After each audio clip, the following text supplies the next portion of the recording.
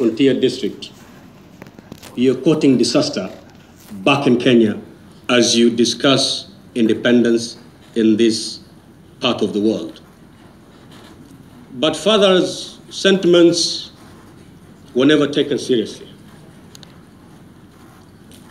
But father's sentiments actually reached fever pitch in 1962 for the second round of the Lancaster House Conference. And that is when NFD made an official position that they wanted to secede. And the position of NFD is, just give me one reason why I should call myself a Kenyan and I remain in Kenya. Otherwise, NFD had made a resolution to secede and join Mogadishu. And in 1962, in the Lancaster House rounds of consultation to bring about independence in this country,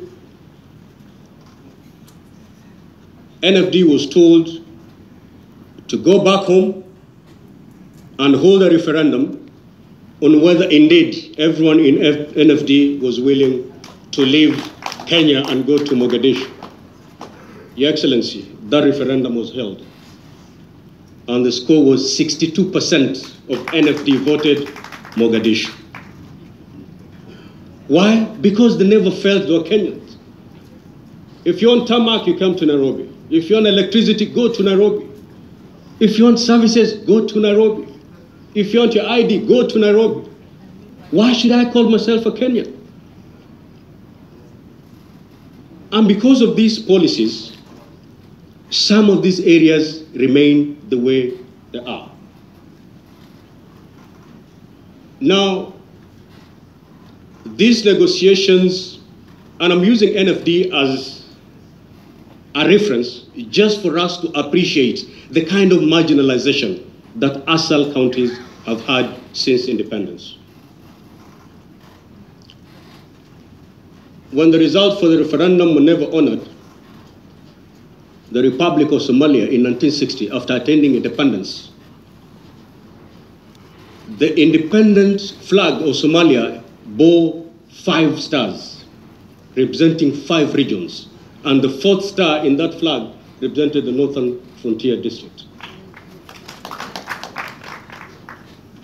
Because they felt that NFD is more closer to Mogadishu than to Nairobi.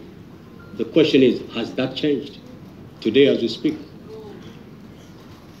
Because of devolution, at least a semblance of development is being witnessed across the country. Now, after independence, NFD thought they're going to be assimilated into this country called Kenya, and they'll be part and parcel of this republic. But whatever happens, I think historians will bear me witness that the steps that the independent government took were not steps to assimilate NFD into Kenya, but to further alienate them away from development. And that's why the NFD came up with the Shifter Wars. We have read about Bula Karatasi massacre.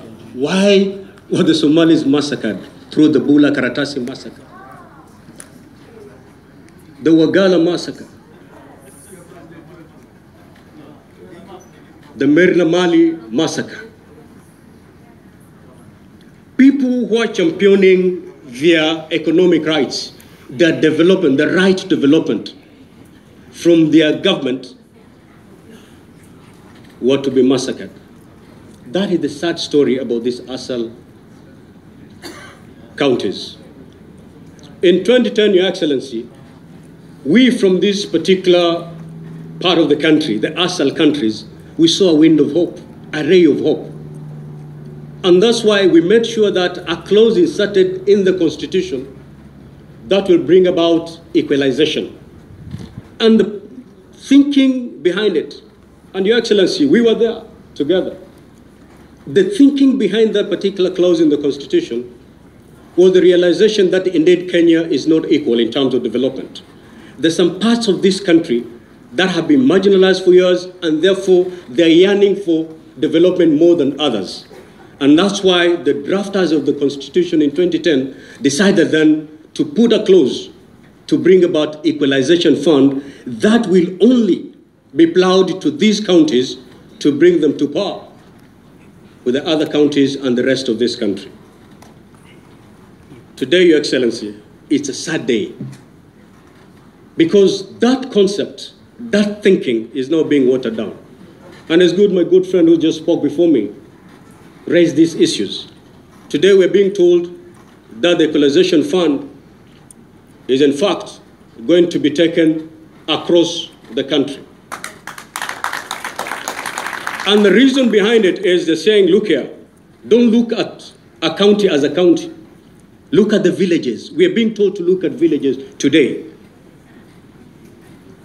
Because there's a poor village in this county, bring equalization fund.